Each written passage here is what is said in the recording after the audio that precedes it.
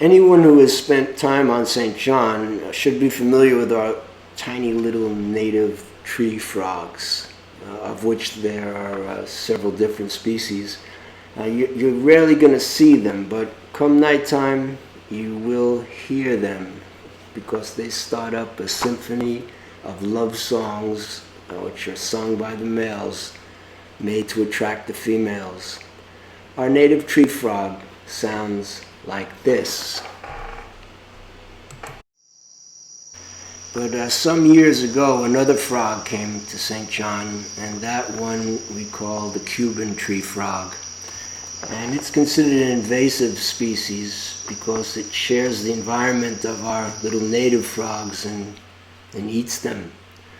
The skin of the Cuban tree frog is toxic to the touch, so you're not supposed to even touch them.